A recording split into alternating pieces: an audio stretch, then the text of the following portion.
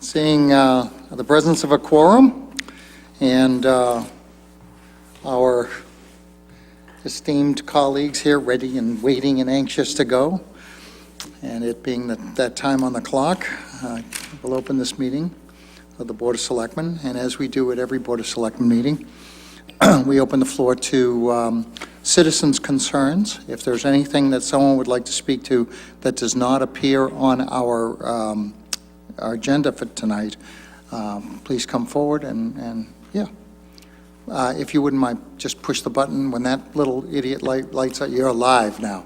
Hi, my name's Bob Lassard. I live at Wampus Avenue. I've been there for about 22, 23 years. And we have a problem with Narra Park, and there's a few other places too, but I'm going to address that one because that's a place I use. There's a walkway that goes around the park. A lot of people, I happen to hit 65, I'm a senior, I'm retired.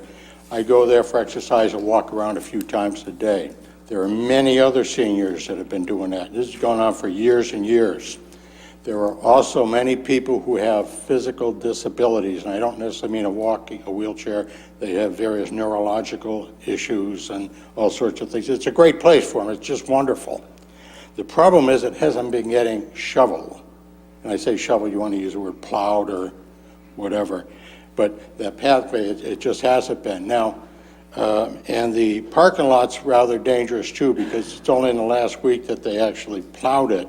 And when it's plowed, they don't get it down down to the surface. And what happens is you get a layer of snow, and that snow turns into ice. That happened around Thanksgiving when we had that light storm, and it was like glazed ice in there for the, pretty much the whole season. So it's been dangerous. And in this is not just this year, but in previous years, on a walkway, there are places where even if you do an excellent job of plowing it, snow does melt and it gets ice and it gets icy in there. And you have people that are, elderly. My mother took a bad fall when she was in her 80s, and she spent the rest of her life in a wheelchair.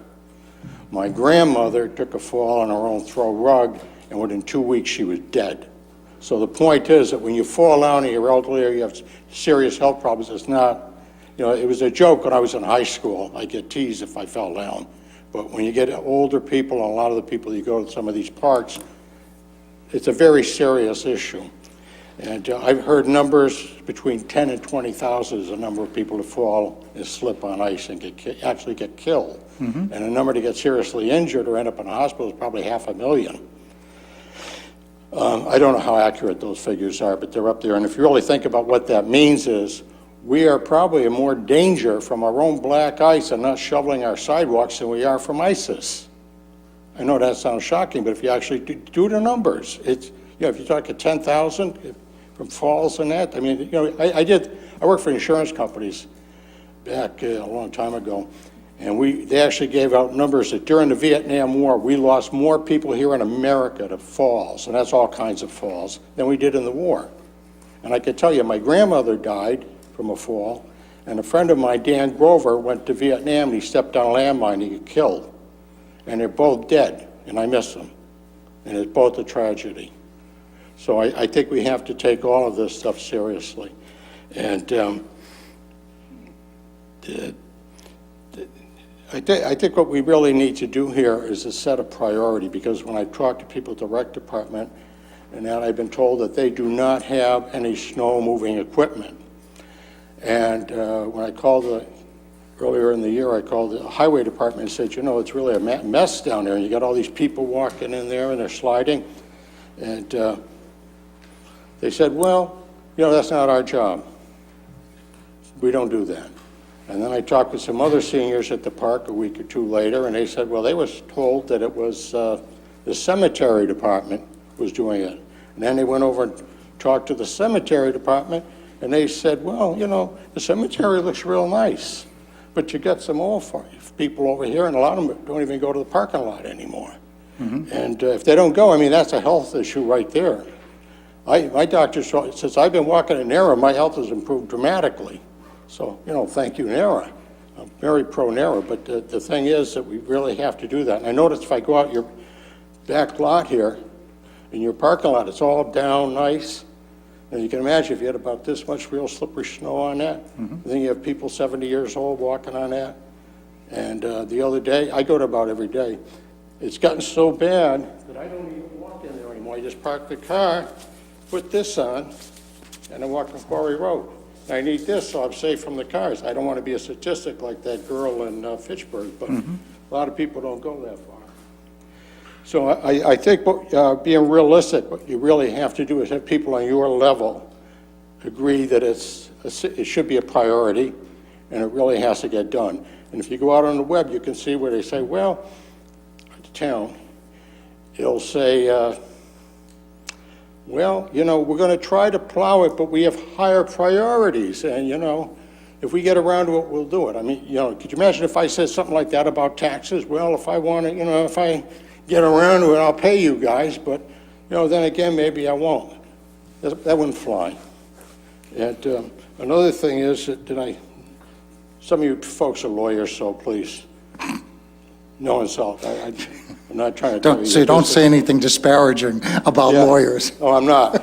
But in 2010, the Supreme Judicial Court of Massachusetts had a case, and they pretty much said that, and I'll quote this part here, "It is not reasonable for a property owner to leave snow or ice on a walkway where it is reasonable to expect that a hardy New Englander visitor might decide to cross the snow or ice." In other words, you know, my father used to tell me when I was a kid and he'd get home, you know, get off that couch and get out and shovel that snow. Well, the Massachusetts Supreme Court is probably essentially they're saying that to all of us. And there's a number of websites for Massachusetts law firms in Boston. There's more of them now than there was a month ago, saying, you know, slips and falls on ice and sidewalks. Let us know and we'll come to your rescue. One of them is Sokoloff Law. And I contacted them and they said, you know, if you fall on this parking lot, and in this parking lot, the town or anybody else's, we'll get you the money. And I'm thinking, yeah, well, that might be nice, but I don't really want to break my back to get it. Well, I don't want to cut you off, but I have a 7:10 appointed meeting that I have to do. But I'll tell you what I will do. If you leave your contact information with Lisa, what we'll do is we'll get an answer for you.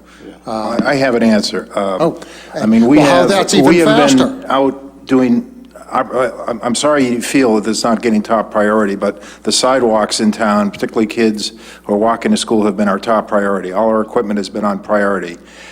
NARA is on our list. I have authorized the Natural Resources Director to utilize some overtime to get it done, but I couldn't tell you if it's going to be tomorrow or whatever. But you know, we still at this point have some sidewalks that are just not passable, and that's been the whole attention that we've been focusing on and trying to get all the sidewalks around town opened up. So okay, thank you. I'm sure that's true because, you know, I've seen some of the other sidewalks and some of them in town are in rough shape, but maybe you should consider with your thing for the annual meeting, putting in a little bit of money in there so you can buy some more machinery to clear the sidewalks. Well, you know, this has been an unusual season. We have backups, but this year we need backups to backups to backups, and you know, it's as everybody knows, it's been an extraordinary winter. Yeah. Yes. And might I make a suggestion? My mother, who's 103, I won't tell you how old I am, but I'm not that much younger than you are. My mother has Yaks tracks. The mailman who delivers mail to our house and sometimes comes up to the door wears these things on. And they are very good for recreational walkers. So I think that, especially at NARA, if people are there to walk recreationally for exercise, I think there's a little bit of self-preservation and protection that the walkers can engage into. Because Yaks tracks, they're things you put on your boots. And, you know, they're not really crampons because they're not as deep, but they provide traction, and they work very well on slippery driveways and all the rest, because my mother has used them because she slipped and hurt herself one time, so. That's an option, you know, people could do that. I personally don't choose not to do that because I used to do a lot of winter mountaineering, so I know what the crampons and snowshoes and all that are. But when you're walking along and it's fine on tar, you know, the pavement, then you get to a small piece of ice, then it's good, then you get to snow, That's very hard for anything to handle. But it is, as the town manager said, it's very hard, and given the conditions lately. And it's also just hard generally to keep everything very, very clear, use a lot of snow, ice, ice melt and all that sort of thing, which has environmental ramifications. So anyhow, there's a balance, and, hardy New Englanders are supposed to be looking out for themselves, too. I want you to understand, it's not just this month. This has been going on for years. All right, ladies and gentlemen, this can't be a topic of discussion on the board because it's not on the agenda. Sorry, I don't want to violate the law. Yeah. But anyway, I wanted to make you aware of it because it is something that maybe later on, you could put a little bit more money in the budget so they could have more machinery to take care of the sidewalks because, eventually you can use it. And the other thing is that, it is a priority because you have a lot of older people there. So. We appreciate your input. Okay. Thank you. All right, thank you. All right, we'll move quickly to our chairman's update, since it's relative. Since our last meeting was only a few days ago, there isn't much new info.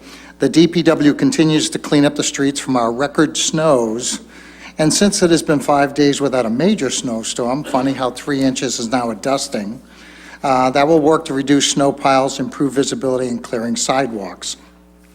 Thank you all for your patience during this milestone winter, and thank you once again to the emergency management people for keeping us safe. Didn't get that out before the... All right, Mr. Manager. Yes, only thing I want to report, since we only met 3 days ago, is that we are gearing up for the public forum on smart pay-as-you-throw, which will be March 4th at 7 p.m. in this building. We'll have a panel. I will be the moderator. The panel includes Carolyn Dan, who works for DEP and works in the whole recycling area of DEP. Jim Snyder-Grant, who will be talking about the environmental impacts of why pay-as-you-throw is a good idea. Katie will be talking from the Board of Selectmen's perspective on it. Corey York will pretty much do the presentation he did the other night with more clear graphics. And finally, Joe Landolfi, who works for Waste Zero, will talk about their experience in the industry, bring some samples of what bags would look like, size of bags, et cetera. So that is March 4th at 7 p.m. in this room. And I think that's it for now. Okay. Thank you very much. Moving on to our 7:10, 5 minutes late. The Acton Board of Selectmen will hold a public hearing on February 23rd, 2015 at 7:10 p.m., continued from February 18th, 2015, in the Francis Faulkner Hearing Room in Town Hall, 472 Main Street, Acton, to review the alcoholic beverage service policies with the Red Raven, John Apazitis, manager, 3 Nagog Park, Acton, Mass. The documentation can be inspected at the Town Hall during normal business hours. I see you guys here. Why don't you come up to this table here where you can each have a microphone.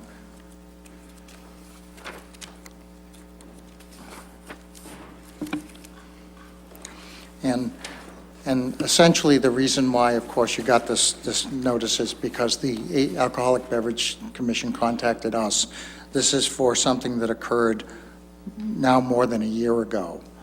And so we have to respond to it. And so I'd like to open it up. We've been provided with the police report from the other town where the gentleman was arrested for DUI. Open it up to the board to ask questions of anything you might know so that we can weigh in on this thing and hopefully get you out of here in a reasonable time. You can go run your restaurant. And so we start. Janet. I have a question about... Oh, first of all, this is John and Jennifer. Jen. Yes. John and Janet, okay. You can get that, you Jack can and remember Janet that? and, anyhow, And reminds me of... there's the owners of Red Raven for Okay. all those who remember when they came in for their liquor license and their common victualer's license, so. Oh, that'll be easy to remember. I like names that begin with J. Anyhow, I had a question about whether you had had a chance to talk to this employee, and confirm, because he apparently told the police that his shift ended at 11:30. And I'm wondering if you were able to confirm, one, that he left at 11:30, and two, whether or not he had anything to drink. I don't know what your policy is, if anything, about that. I actually have a couple things for you. So first of all, thank you for letting us continue from last week. Our children certainly appreciated it, so I appreciate that. I do have a copy for you, if I can bring it up. We were, the first we knew of this incident was in September. So I have two things, and I'll go over both of them for you in a second. So on December 31st of 2013, so it was New Year's Eve, we did have a 1-hour extension. So our last call was 10 minutes to 1 instead of 10 minutes to 12, which it is now. So that's somewhat relevant. Somewhat relevant. The employees in the kitchen, to the best of our recollection, were done between 11 and 11:30. He's the executive chef, so he was done probably the last out of the kitchen. All employees, if they decide to stay and they're of age and they're staying after, the policy states that employees cannot be served more than 2 drinks on the day of their shift. So, like I said, to the best of our recollection, yes, he did stay for, I don't know, half hour. Most of the employees probably left around a little after midnight for the most part. Some of them went out to other places and whatnot. So to our recollection, he was there, he did sit down, he did have at least 1 drink, because I know he had a toast of champagne with us at midnight, and I know that the employees were at the bar that night. At the time, so the policies that we had originally done in the summer that we had given to you, right before we opened, they were revised to state that employees could not be served more than 2 drinks on any day that they were working. Some employees get out a little later, they're being served by their peers, and we just wanted to put this in place that it was, if they are served more than 2 drinks, the employee who served them and that employee who received the drinks can be dismissed. Because it is, like I said, they're being served by their peers, and we kind of foresaw the issue coming once we were hiring people. So that was something that was put into place. That, because we found out, like I said, of the incident, I think it was beginning of September was the first we knew of it, and I did put a copy in there of the notification we received from the trial court. We kind of pieced together the information. We sat with the employee. Because he is the executive chef, he does have access to say, can I have kitchen wine? Can I have this? We're not inspecting his bag coming in and out. So we put in some different policies, and I did provide a copy to you.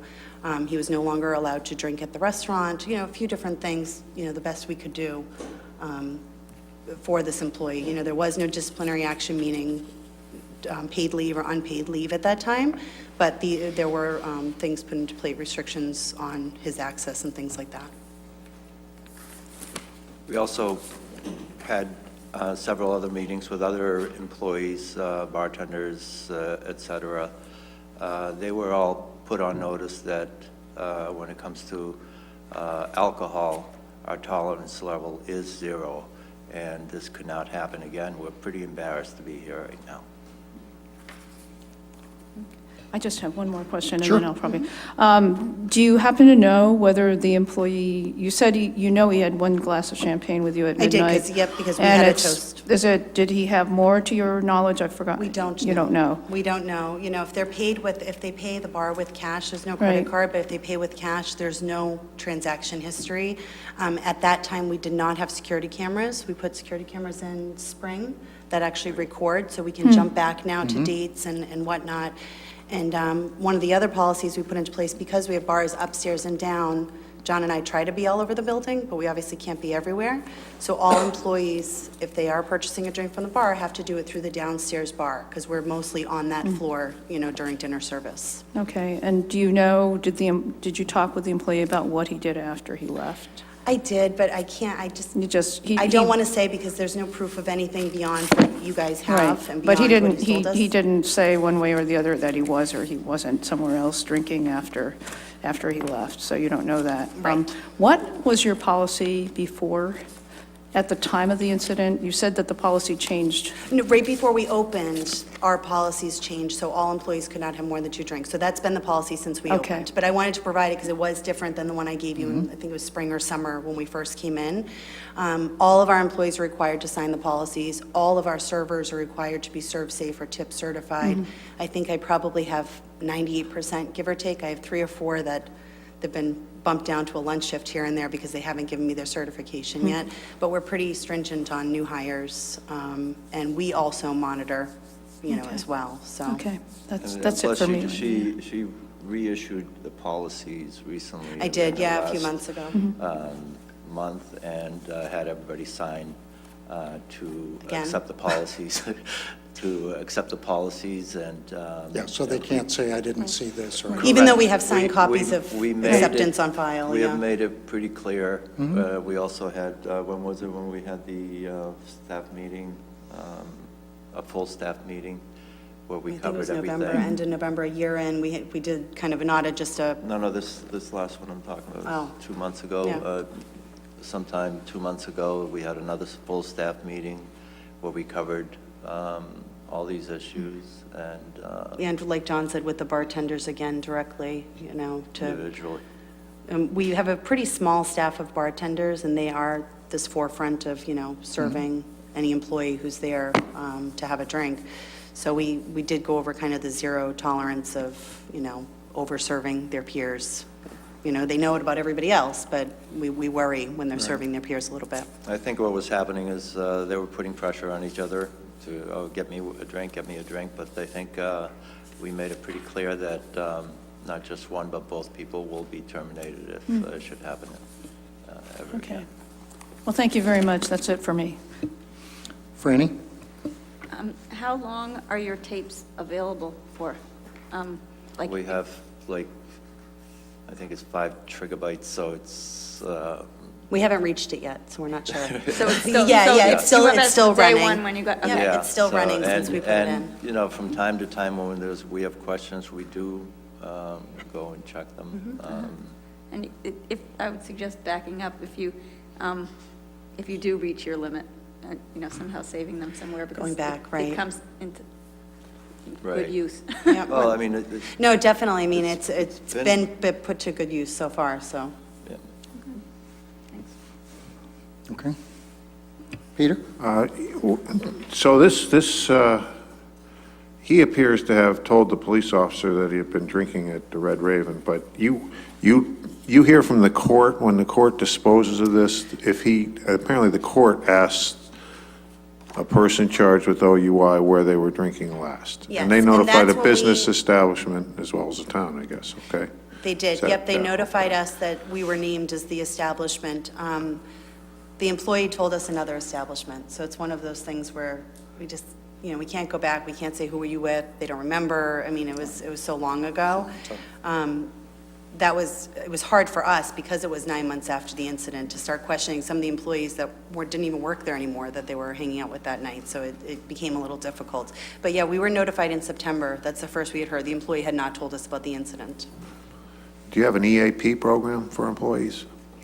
EAP, if they have Employee alcohol assi- problems or... Employee Assistance Program. We don't. No. Okay, I'd second Franny's comment that you need to have a way to back up the tapes even when they run out. So if you don't hear for a year because the court process takes that long. Yeah, well, we didn't that'd have a be very security helpful. system in place at the time of the incident. I understand that, Yep. but you need to make sure the system you have now Yep. can maintain things for a very long period of time. We agree. My only question was, so were you, both of you there that night? And you were there until closing, till after? We were, yeah, we ended up leaving a little after 2, so we closed, cashed everybody out, cleaned, batched out, and then we left. So Okay. we were there well through the night. Okay, and so you only remember him having at least one drink? And Yeah, I it's remember hard that to- because, yeah, we did a champagne toast at midnight, and Right. then, and that's all I remember from that night. Yeah, it was a while ago. And I just wanted to comment that I remembered that when you came in here for your common victuals license and your liquor license, that I believe we commented on how thorough the policies that you gave us were, because they were much more in-depth and comprehensive than the ones that we've seen for other establishments. So I think that, I think you guys do take this situation very seriously, and you clearly made updates since then to try to improve the policies and installing the cameras and other things we've asked of places that have had issues. You've just done that on your own. So I appreciate that, and I think, I think you're acknowledging that it was an issue, but, you're trying to take steps to make sure nothing like that happens again. So just wanted to add that. Thank you. Okay. The only thing I've got that, we just went through one of these, obviously, last Wednesday Right. with Not Your Average Joe's, and it was a similar circumstance. They heard about it after the fact from, through the Alcoholic Beverage Commission. Similarly, a DUI, and obviously, we're all trying to avoid things like that, and I applaud your efforts. One of the things that they did is they dropped off their policy. Now, their policy manual is very extensive, not necessarily what you would do for a single location like the Red Raven. But they have a no alcohol on premises policy that I think actually makes some sense, and I'll tell you the reason why. If, obviously, your people are not drinking during their work shift. Right. Most, if their work shift ends at 5 o'clock or 6 o'clock, it's no big deal. But if you've got a shift that ends when you close and your people are leaving at 11:30, that's after your serving time. And so you potentially set yourself up for that. So you may want to think about how you kind of present that, because that would be in violation of the liquor license. So you don't want to do that. Right. No, we don't serve after hours ever. It's something that we have discussed. Yeah. There's the balance of trust and camaraderie that we want to bring to our staff, so if someone does get off at 11:30, 11:45, we're going to notice and not Yeah, allow this yeah. person to shotgun 2 drinks and let them leave. It's something, we are there every single day. But there is that balance of, you want people to be able to stay and hang out and whatnot, especially employees, because they get to kind of decompress from the day. The chef that day, for instance, probably worked 16 hours, so he probably was tired and wanted to sit down and have a drink before he went home. And a lot of people do put in long days. So there is that balance that we've been trying to achieve. We've discussed if we do have an issue with an employee or it becomes an issue again, which we don't feel that it's been an issue for some time, that we wouldn't allow any employees to drink at the establishment. Right. Okay. Thank you. I bring it up because it's potential for you No, to of have course. problems Of course. going forward. So, and I also would suggest you talk to your insurance company about an EAP program. Usually they're really, really nominal cost. Yeah, I'll look at that. And what it is it's assistance if you have an employee who suddenly has a drug dependency that shows up. It gives them counseling outside, and it's a good way to handle it without you having to handle it. You get to pass it off to someone else to kind of coach them through it. You want to be in the restaurant business. Right. You don't want to be in the personnel assistance business, so it's just something to think about. Yeah, I had looked into something similar when we first opened. I apologize, I didn't use the acronym. When I was writing the policies, and there's some fine lines with the laws about putting policies in place and calling people out on something without having a drug testing formal policy that Right. is random and whatnot in place. So there was some fine lines where you can't approach someone and say this without having a proper drug testing program in place, and that's something we don't have. Right. So I'll have to look into that a little more and see if there's something we can put into place. Yeah, because it can be about other issues, too. It's Right. not just No, drug, right. drug or chemical dependence or Yep. anything like that. There are other issues that can be helpful. So, yes, Franny, did you have another question? Yeah, I'm happy to hear that he's still working for you, because reading this report, it's, Yes, I it felt took us by surprise. bad for him, and I was just thinking about the transportation issues, and I just wanted to encourage you to talk to our, I see here somebody who, at least at that time, I don't know, but now, didn't have a license and was working late, and we have a transportation program. We don't have transportation right now on weekend nights or nights, but We're During always. the days we're- as well? During the days, Oh. yes. And so if you look up minutevan.net or Crosstown Connect, it's our thing. And so it's important that we hear from the businesses as to what your needs are. So- That's actually great, because we have quite a few employees that either don't drive or, don't have a car or whatnot, so I didn't realize that. Thank you. I'll give you the telephone number, 978-844-6809. That's great. Dial 1-800-MINUTE. Be a slogan. Okay. Are there any other questions for John and Janet? Yes, no? All right. I don't think there's there's no indication of finding that I see of overservice or anything on your part. So I don't think this is even warrants a warning or anything. So, but do be careful, because obviously, as I've told other holders of liquor licenses, this is your treasure. This is where you make your money on, and you got to protect it. So be advised. All right, Should we do a motion? Yes. Motion to take no action? Second. Yes. Okay, that was motion by Janet, second by Katie. And all those in favor, please indicate by saying aye. Aye. Any opposed? Any abstentions? Now you're legal. Thank you Thank guys you. very much. I'm sorry that we had to come. No, I'm sure it's not where you want to be tonight, so. All right, you too. All right. What's that?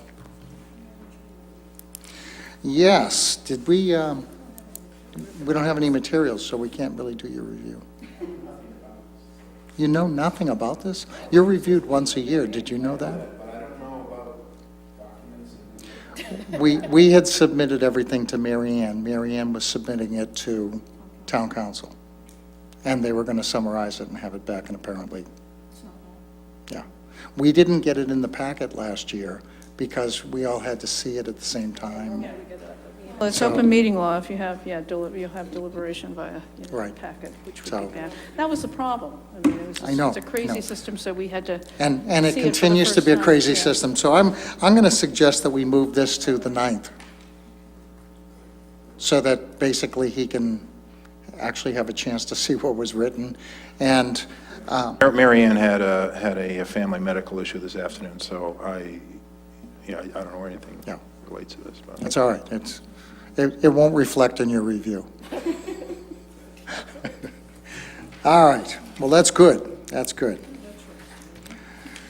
All right. Next one up is review town warrant and assign articles and commence taking positions on the articles. All right. So at this point, we just have a listing. We're still working on the warrant Language. language. Mark unfortunately also had a family emergency today, so not been a good day for He's not staff. related to Mary Ann, is he? No, this is, no. So, Yeah. Yeah, that was just rhetorical. Is this the current ordering that we're thinking about? well, this was based on a meeting that Mike, Mark, and myself had with a couple representatives of the League of Women Voters. And part of their discussion was to try to get through the two major budgets on the first night, that being the town and that being the school, and then get into the community preservation program on the second night. So based on this discussion, this is how we put it together.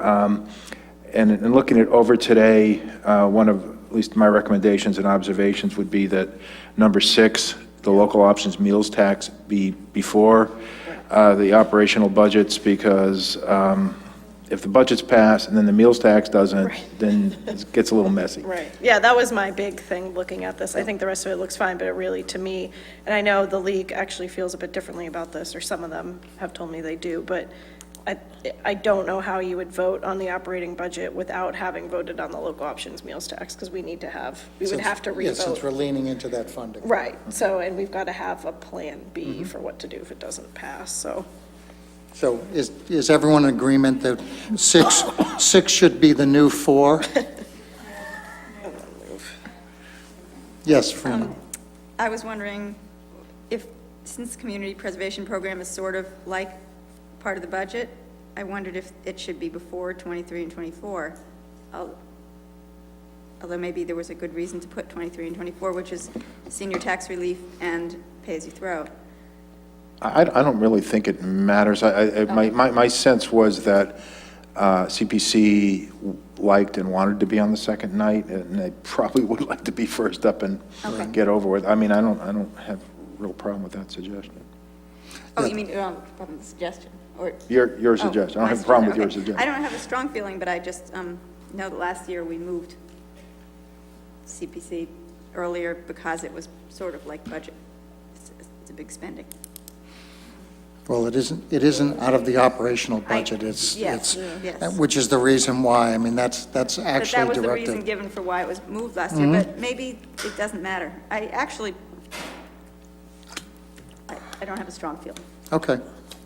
Yeah, I mean, and if we wanted to make sure that we got the financial in there, there are things like items 7 and 8, which are the stabilization fund transfers, that could be moved to night 2, because that's not changing the dollars at all up or down, it's just moving them from one pocket to another. So if we need to make time, I would throw those up as items that could be moved to the second night. And it is nice having senior tax relief early. Well, All the seniors can leave it as soon can- as it's voted. exactly. I think, I kind of like keeping CPC on the second night, just because I think it otherwise sometimes gets buried on the first night. The first night's just long. Yeah. And I think part of the reasons they like the second night is Yeah. you never know sometimes if you're going to get to your article the first Yeah, night. their article could end up coming at 11 o'clock at night. Yeah. Right. The first night, if that's the Or not. case, so. Right. But and then, do we know any more in terms of the Minuteman Regional School District? Do we know who's going to be presenting that, or? I don't. It'll either be the superintendent or a Okay, representative. all right. If he can, yeah, but with 16 communities, he may be anywhere. Yeah, and there are, if I recall, 2 or 3 member communities have town meeting the same night, us and, Yeah. I forget who else, but a couple others. Have you heard anything more, Steve, about the Nancy Banks request to the 3 boards to meet in March? I haven't heard any feedback from anybody, no. But at this point, and this is based on our breakfast meeting we had a couple weeks ago, Janet was there. It seems like the only action that would be taken this year, as far as our perspective, would be the budget. There are 6 towns that are either going to revote or take up the regional agreement. We passed that regional agreement a year ago, so. Yeah, but it was also my understanding that they needed to have the towns buy into the construction plan that they were going to, we talked about bringing that to town meeting also, as to whether it's going to be an entirely new building or rehab of the current building, and all the financial analysis they had for those 3 options that they have for the building project. They need a decision by June to go back to the state school building commission, I thought. Well, first, I recall that Nancy Banks was trying to set up a meeting, the 3 boards, or some contingent of the 3 boards to talk about, maybe it's FinCom and BOS to talk about. School committee. The proposals, Our yeah, in the school school committee, but, and I don't know where that's gone. I mean, we haven't talked about a date. I mean, and she sent out an email to all the boards. She had 2 I don't- dates, and that was it, and that's And I kind of don't hard remember. to I haven't. come to consensus. So, yeah, I mean, first, we would all have to talk before we take anything to town meeting, and Well, we need to, I mean, March, the warrant has to be posted like March 17th. So. kind of running out of time. It's looking more and more to me, based on that meeting, unfortunately, that there probably won't be buy-in to this new agreement, and that we're going to get stuck with huge costs because the state's not going to fund a building under the old agreement. So But even if we had a new agreement, I would feel much better with a sense of town meeting about which way they want to go. These are going to be very large capital costs that we might have to bond, and at least a sense of the town meeting and recommendations from the three boards about which new building scheme the town wants to support. Well, if in fact we're trying to pull something together, one of the things I think I would suggest, and this is not in any way, shape, or form meant to be against the school committee, but the school committee really has no say in this, that they have no dog in this fight. Well, only to the extent that, that there is a middle school program run, AB takes advantage of through Minuteman. So, if something happened to Minuteman, they would have Right. some problems. They do have some kids who get involved, so. They do have a dog in the fight, sorry. Right. I think, and Paul, correct me if I'm wrong, but at your last meeting, you guys had agreed that the Acton members would try to attend this meeting, three boards meeting if possible, but the Boxborough members would sort of just do it in their own town. Let the record show that Paul said yes. So, I mean, I think they've submitted their availability. I don't know if FinCom members have submitted theirs, and I just looked again, so Nancy, the dates she said were the March 11th or the 18th. Well, I think what we could do is we'll do a doodle poll or something to try and come up with a date that works, and so that we can have the discussion about it, because if in fact it goes to town meeting as vague as it is Yeah. right now, No. it's never going to pass. And I mean, they're never going to, and I don't blame the town meeting attendees. I mean, it's just, But I mean, sad. the bigger note too is the fact that all 16 communities have to endorse a new regional agreement, and 10 have, 6 have not. The other 6 are taking it up again, but even if 5 pass, them. Even Wayland, who voted against it? Right, my understanding is that it's going to be back on their warrant. Oh, That's okay. my understanding. But there's other communities that, based on that breakfast meeting we had a few weeks ago, even a community like Boxborough seems like they may want to get out of Minuteman. So there's a lot of, I think if somebody could solve the Minuteman problem, they could probably deal with the stuff in the Middle East, frankly. But getting those towns that haven't approved the amended agreement to approve it is sort of touchy, because as I mentioned at our last meeting, they want some sort of assurance that they'll be able to get out if everybody, there's And unanimity if all in 6 approving it. leave, then there's a, Yeah, and then There's a whole if different all 6 problem. leave, there are towns like us that don't want to commit in advance to doing that because we might not like the numbers. although, even under the new agreement, it's still a majority. You need a majority to allow a town to withdraw. So, I mean, if it turns out that there were 6 that said we want to withdraw, that would leave 10 who could say no. I think the current agreement, there's really no provision to withdraw. That's part of the. It is, but it has to be unanimous. Right. Yeah. Right. No, Which is, yeah, it has to be so unanimous. essentially, there is no provision for Right. it. Right, and then there But was that's the the, problem. about a year ago, the Needham resolution that the town of Needham offered that no town would stand in the way of any town that wanted to leave, which can I think have some serious 9 or financial 9 implications. 9 towns, or 10 towns, or 9 towns have signed that? I don't know. We haven't signed it. Yeah, but, you know, we have not. It's like buying a pig in a poke, so. Yeah. But so maybe it makes sense to just ask Nancy if she does want some sort of article on there, and then, put a placeholder on, and hopefully we can schedule this meeting. I don't know that we need to do a poll. She said the 11th or the 18th, if we could just let her individually, all of Or us, let maybe- her know if we're available, and if a majority of people aren't, she'll have to figure something else out, but that's, I think, Or an we easiest could- way or to we could start. Run it through Mike, so she doesn't have 5 people. Yeah, Maybe no, run it through you, and then you- I'll coordinate it. It's just and kind of We could a, just let you know if we're available on one of those days or both. Well, I thought she had solicited individuals, because I responded. I told her Yeah, I thought she one day I could go, one day I couldn't go. I mean, I thought the email was to every individual on all 3 boards, so I assume she was compiling some kind of list, but. I don't know. Checking with her and whether we should have some kind of article about It's like a the, nightmare trying to capital coordinate about all the project. members of all the boards. It's crazy. since we have 2 members of the FinCom here, have you guys had any conversation relative to Minuteman / getting together for this meeting? Not as a board, I'm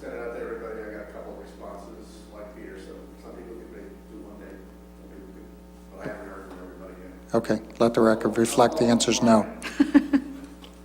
Okay, thanks. Okay, then why don't you and I will coordinate getting in touch with Nancy and see what we can I'll figure. contact her in the morning. Okay.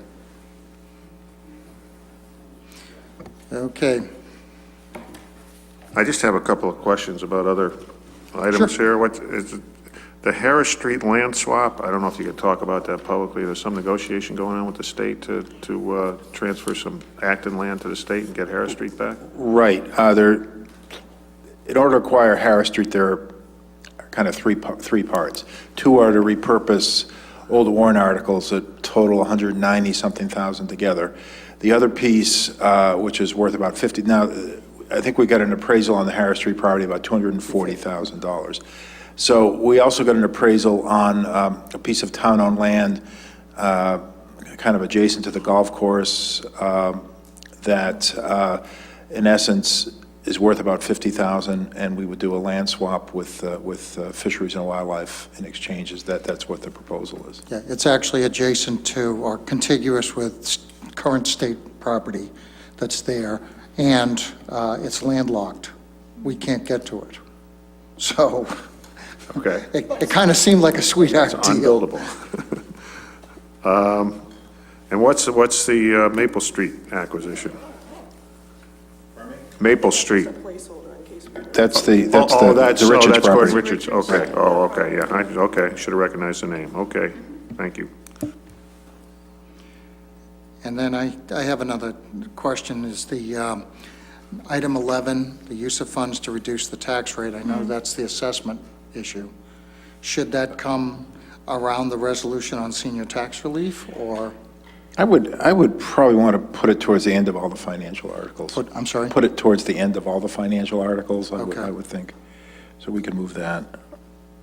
So move that to the second night? Or move that up to? I would move it to the second night, I think. Let me talk to Mark about it, but I think it probably could get moved. Well, I just think that and item 23 are closely linked. Well, that is not, this is really, use of funds to reduce the tax rate it's not related to the senior thing at all. It has nothing to do with that. That is basically, That's the assessment. no, it's not. Oh, No, it's just kind of a term if in fact more free cash, for example, wanted to be used to reduce the tax impact, that's all. the The senior tax senior relief, tax, senior tax exemption for work. I mean, is it the workers program? no, that's in the operational budget, Okay. It's just if we wanted to use more Yeah, of yeah. our, free cash. Free or cash Whatever, to- for example, yes. do we always have this on here? It's just that we never usually take any action on it. Okay. Just usually kind of there. I mean, I would have remembered this. Oh, yeah, Some towns actually do it at the end of the budget discussion and appropriate the free cash that's going to be used, but that gets people also confused, so. I would, right, just more of a placeholder in case we need it. You know, it's similar to, for example, we have number 3, a budget transfer. We may or may not need a budget transfer, for example. So are you saying we should leave item 11, you want to move it, and if you want to move it, where do you move it? I would probably move it, I would leave it, but I would probably move it, you know, probably after the end of all the financing stuff, maybe like 30, 31, after the land acquisition stuff, and things like that, the land swap. What's the police detail issue? Is that paying money up front, or? Well, this is trying to resolve, and council is drafting an article, so I haven't seen it yet, but in essence, it's trying to correct a situation where during, you know, for example, Hurricane Sandy, when we had a lot of power outages and police details were utilized to work with utility crews, NSTAR has refused to pay the detail rates. So council has suggested that we have a local bylaw that would require that. They just have refused. They say there's revision in mass law that they don't have to pay it in emergency situations. course, it was a self-made emergency, since when they went around and trimmed all the trees like they were supposed to, Right. we didn't have all the power outages. So council, in a meeting the chief had with council on Thursday, is drafting an article. I've not seen the article to really be able to speak to what it does, what kind of teeth it has, but as soon as we get a copy, I'll get it to the board.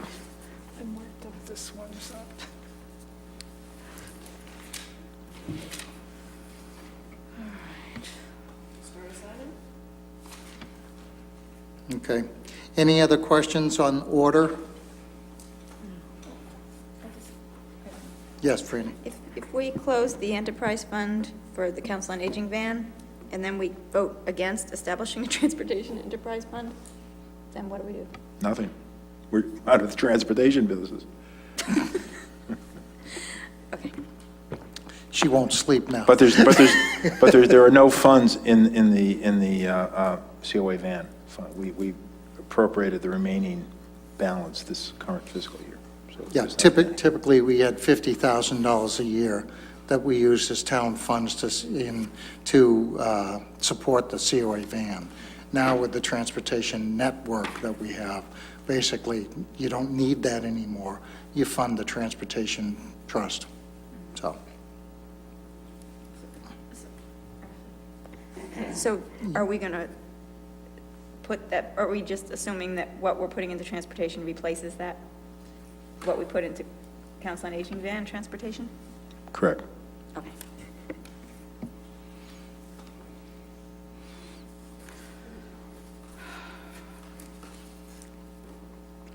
And I know that we have not, pay-as-you-throw has kind of been Green Acton's ball of wax here.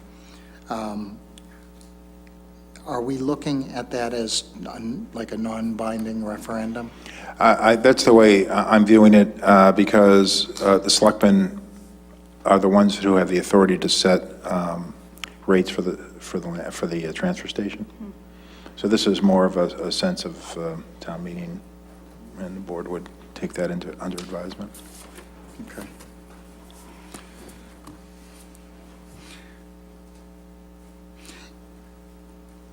And then, of course, everything with the little asterisk is a consent agenda Proposed item. consent, correct. Are you seeing, does anybody see anything on the consent agenda that may perhaps be so controversial that we would prefer not to have it on the consent agenda?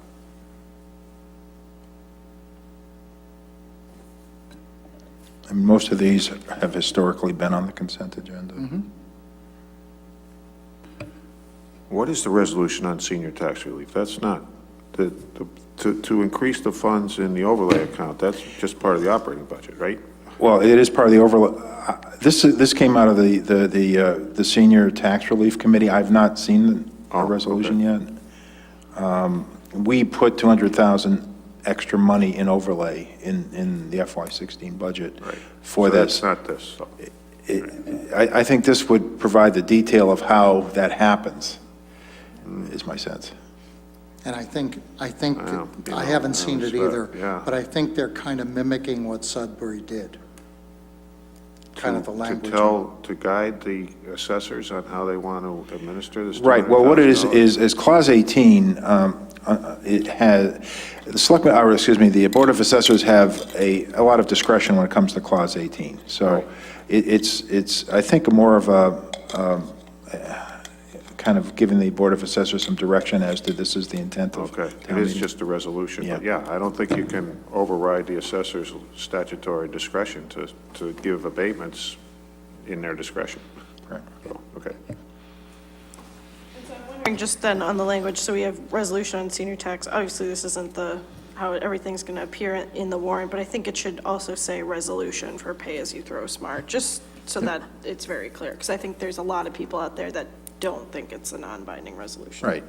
But I think if it, a resolution, if it, it's kind of like the nursing resolution we had at the fall town meeting.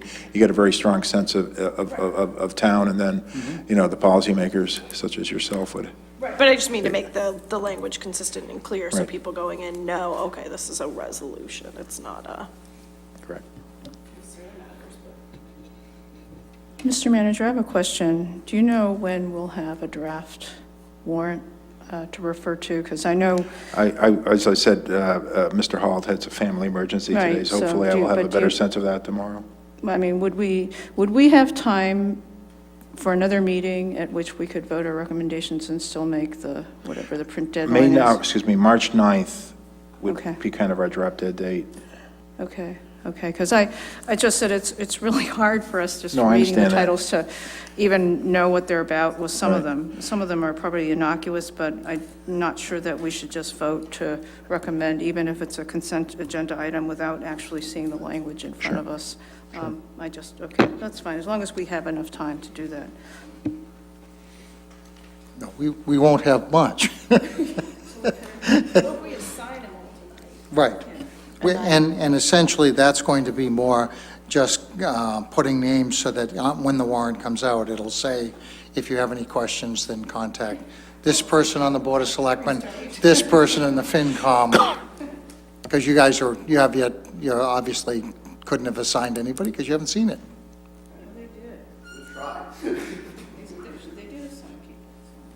You saw it before we did? Oh, man, who do you gotta know around here? Educated guess. Oh, okay. Yes, Franny? I have a question for the manager, which is, the land acquisitions, what's the process that they have to go through for, if the town were to purchase those? Just generally, what's the steps? I mean, is this committees bringing these to town meeting, and what would we have to do?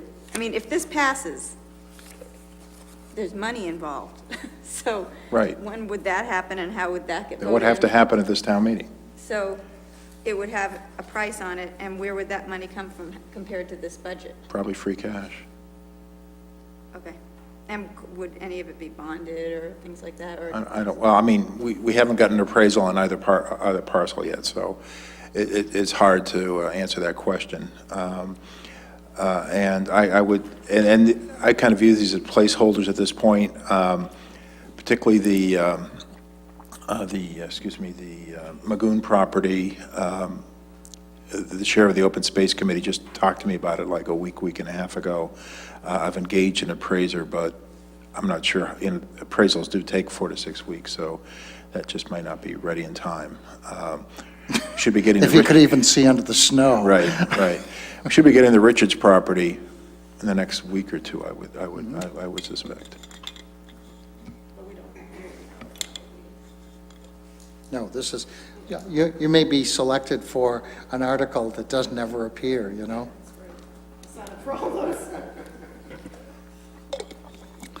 All right. Then why don't we go through the exercise of assigning these? And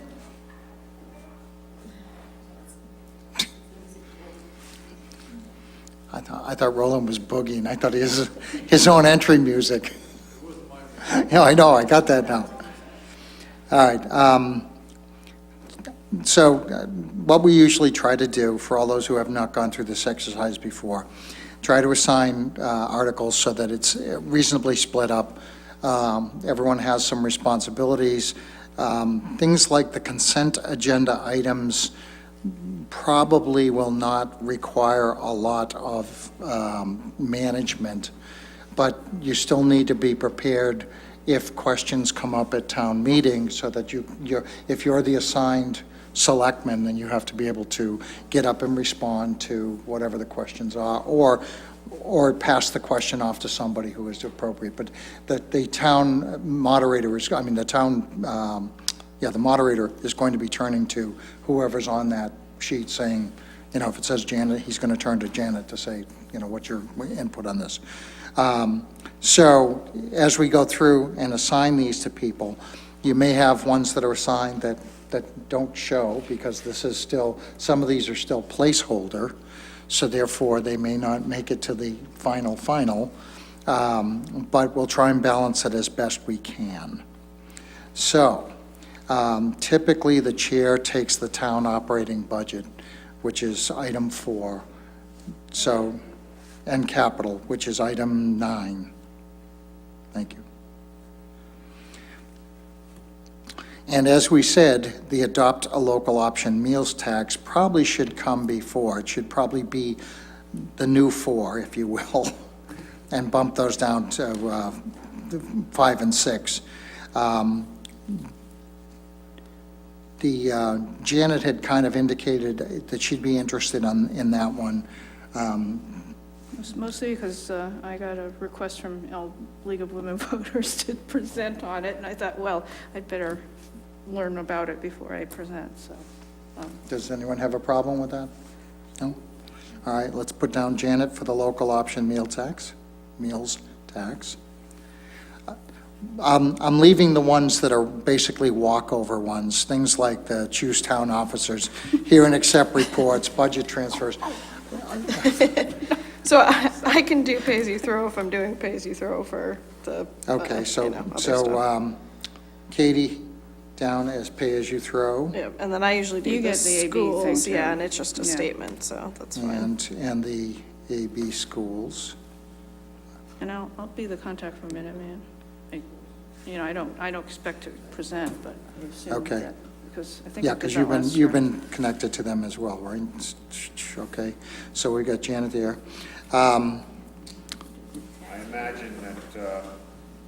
I imagine Peter Ashton will do the CPC. It's usually the chair of the CPC that does it, but I'm happy You'd be to be in contact. the assigned on. But you'll be the person that says the Board of Selectmen recommend. Right. It's a heavy lift. We agree. Or we don't. Or we don't agree. I could take the senior tax relief. Okay. The resolution on the senior Yes, tax the relief, resolution. number 23. Yes, All right, Franny. unless somebody else feels that they, And I think Better. that you should take item 20. Yes. okay. Hopefully that won't come. Because nothing says transportation like Franny. Okay. All right. And we don't know, on the use of funds to reduce the tax rate, we don't know what that's going to be at this point, so we'll just hold off on that.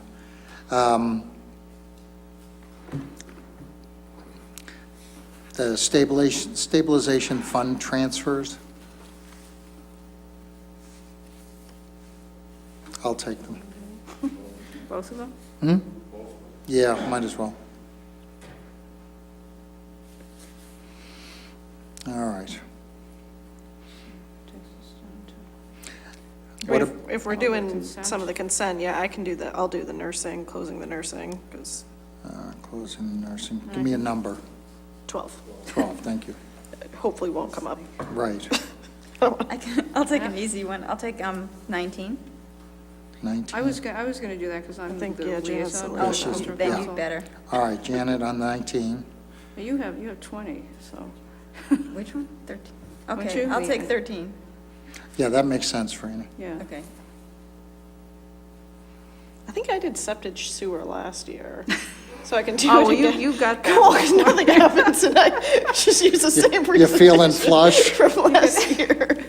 You're referring to your notes. I mean, those ones I don't. All right, so the sewer enterprise budget, is that what you're talking about? Yeah, 14 Item- and 15, they Four- kind of, Yeah, but then you have transfer station and recycling, you should do that one too, all the Yes. trash and the, Yeah, Katie, you should take 15. Yeah. 16, Be- too. Before we get too far down this, Peter's quickly getting cut out of everything here. yeah, hey, you want to do So- sewer septic? I mean, want to do the transfer station, is that recycling, who's doing the pay? Oh, if I'm doing pay-as-you-throw, I guess that makes sense. you should get Peter septic and sewer, Yeah, and you Katie, do you s- take okay, transfer perfect. station. All right, so. It really doesn't, it doesn't come off of consent, so. So Peter, you've got item 14 and 15. Katie, you've got 16, right? Yeah, Is that what we agreed to here? yeah. I'll do 17. Peter will be 17 in your dreams. Peter, if you do 30, I, from Open Space Committee, could do 29. Well, I might as well do both of them. I mean, I don't think either of them will probably, it doesn't sound like either of them is going to make the warrant, but. Well, I just want to You work wanna on do it. 29? Yeah, I'd like, no, 20, 29, yeah, So you want to do 29? yeah. Okay. So that is You know, Franny. Peter, I would leave them on the warrant, because you never know between, March 9th and April 6th, things can happen, so. Might just take no action. Peter, would you do 31 for planning board? Yeah. All right, so Peter's got 31. I'm going to go back over this. That's another one where the planning board generally. They're doing the presents their own articles, presentation. yeah, right. We just need, But we as need the the point liaison. person on the Board of Selectmen, so. What about the land swap? Is Oh, 31, the it's Brookside amending zoning shops. bylaw. That's 31, it's Brookside Shops.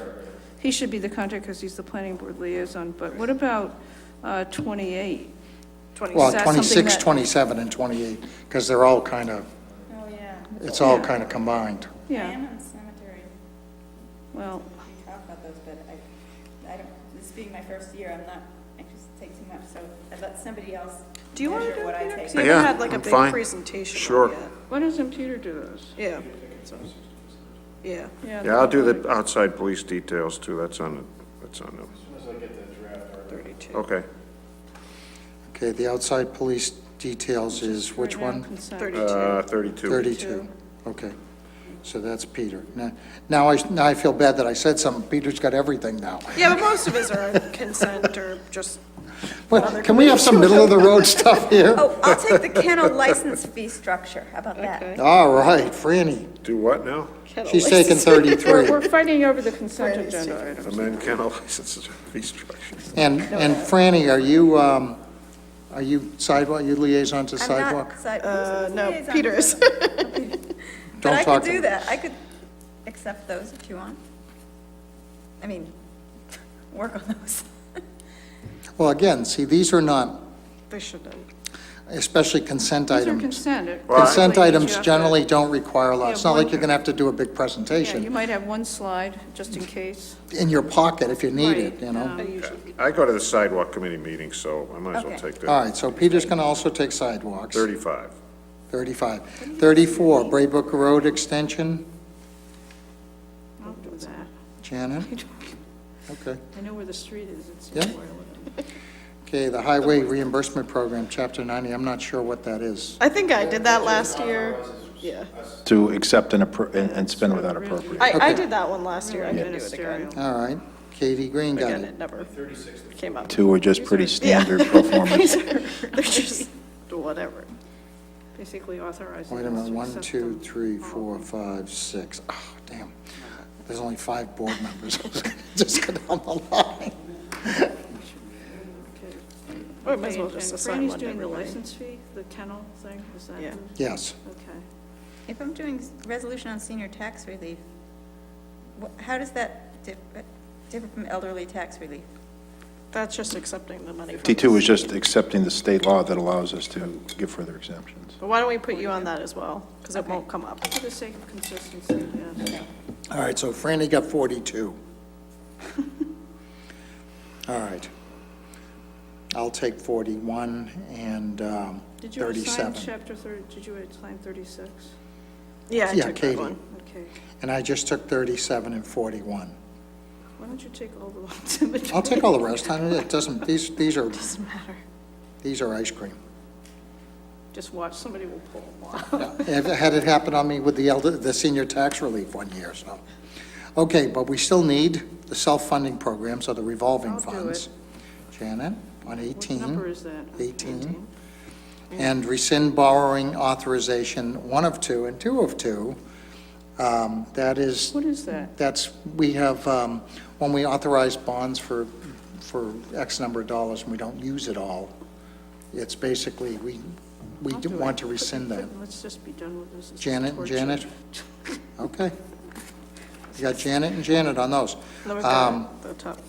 We we done? ambulance. No, we've got a couple at the Oh, no, top. Peter We have took to do ambulance. choose town. officers and hear and accept reports. And budget, And are you budget taking budget transfer. transfer, Mike? I'm- We don't have. Point where we don't anticipate a budget transfer, and doesn't mean because of snow and ice, we may not need one later on, but at this point, I would just kind of leave it open.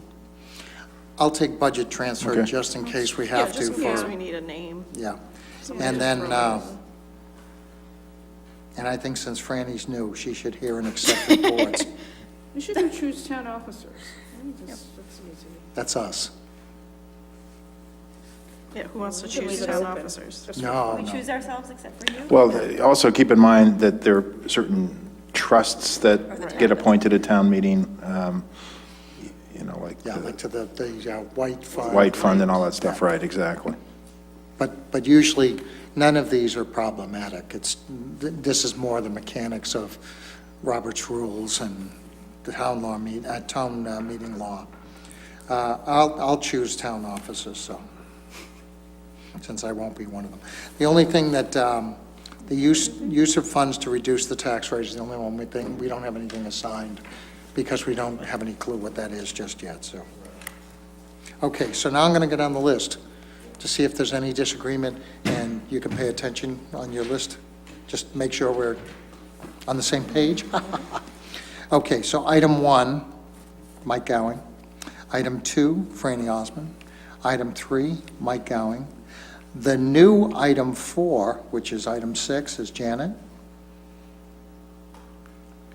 Okay. The new item 5 is going to be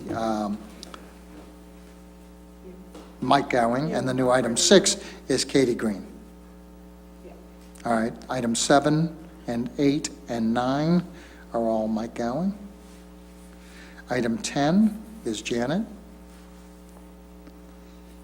Item 11, we haven't decided anything on. Item 12 is Katie. Item 13 is Franny. Item 14 is Peter. Item 15 is Peter. Item 16 is Katie. Item 17 is Peter.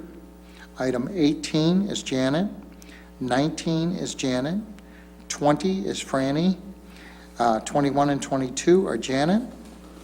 23 is Franny. 24 is Katie. 25 is Peter. 26, 27, 28 are all Peter. 29 is Franny. 30 is Peter. 31 and 32 are Peter. 33 is Franny. 34 is Janet. 35 is Peter. 36 is Katie. 37 through 41 is me. And 42 is Franny. Is that what everyone has? Hey, we actually made it through this. Success! No. No.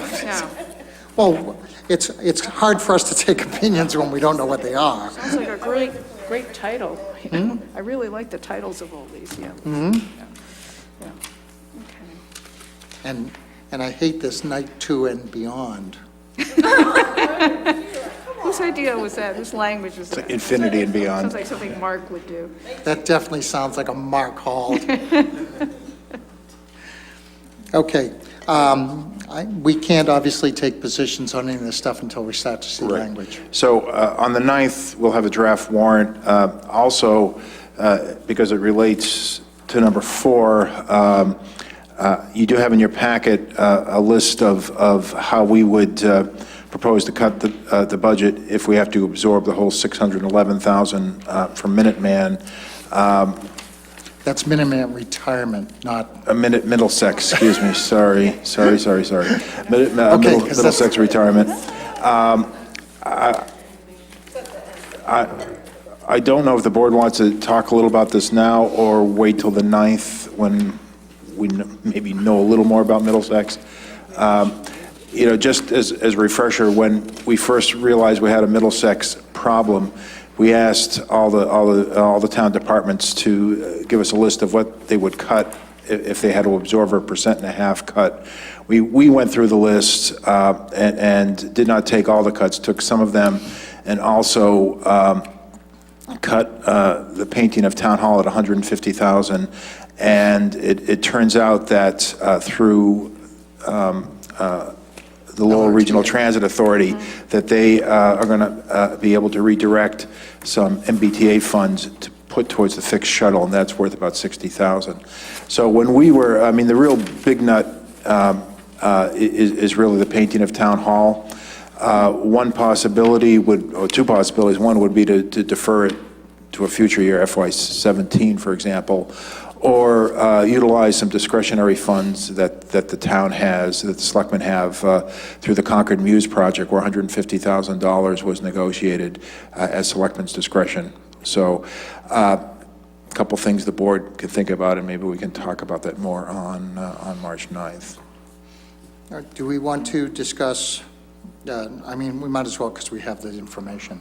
I would say you're going to have a sit-down with MRS. Probably not before March 9th, I would guess. Oh, probably not before? I don't know. I don't know. Okay. I just have a question about the cuts. I didn't know, I couldn't tell if any of the ones that you had added up in the right-hand column that were the ones you're proposing, if, initially, if any of them are hard to handle. I couldn't tell if they were going to have, some of them involved taking out a whole category. I mean, a lot of them were just small cuts in existing items. Right, I mean, we spent a lot of time going through the list that the department heads submitted to us. So the second column from the left after the FY16 is what folks had proposed as their cuts. And then the last column on the right, the final cuts, are items we may have accepted. So, we kind of viewed that as we looked at expenditure history, we looked at a whole bunch of things, talked to some of the department heads, and we felt that these cuts, while wouldn't be ideal, wouldn't jeopardize operations that much. I mean, we still came in about $210,000 short, and that's why we looked at the painting of Town Hall, for example. Because I was looking at things like the Minuteman services. Right, that was something that the director of the senior center offered up. Okay, I mean, it's not like we're totally cutting them, we're just not Yeah. giving them the increase Yeah. they requested. yeah. My other one was the cuts to the protective clothing under the firefighter budget seemed like a pretty big ding there. Is that just putting off buying new protective Well, clothing? he still has an increase, he just didn't get as much of an increase as requested. Okay. Yeah, if you read through this, it's Right. kind of like you have the fiscal year 16 budget is the first, or it's the second Right. column, and then the proposed cut, and then the new balance. Right. Yeah, no, it's a third of what, I had a question about math, actually. Just sometimes I was going across and I'd see the final cuts column, and the number didn't really correspond to, the cut column. Right, that was my question, And, too. you know, On like the in first, the under the assessors, you hold got on. 4,200, and then it's 10,000, right? That's, Yeah, like general fund, you're talking about sidewalk repair. And you going across in fiscal 16 was 290? 230. See, and then it part of the was problem is the 11.5, first three and then- columns. And then you have the right-hand column, it says 100K. And Right, the final math- cuts is the item you need to concentrate on. The first two columns were what the FY16 request was, what the department offered as a 1.5%, and that was the new balance, but we didn't take those cuts in all circumstances. So, for example, I just happen to have assessors open. We just rounded off the cut to $10,000. Brian felt that, given the reval, he just went through, and I will be going through, he didn't need that much. So that cut is $10,000. Okay. the other big one, though, is the one Peter brought up, or Janet, sidewalk. I mean, it seemed like they were looking. Well, part of it is we have a lot of gift funds, and we're utilizing gift funds Okay. to do a lot of the, we have a lot of sidewalks that are non-specific gift funds that we can use on anywhere we like. Like we collect whenever there's a, Subdivision. one of the, in the sidewalk fund.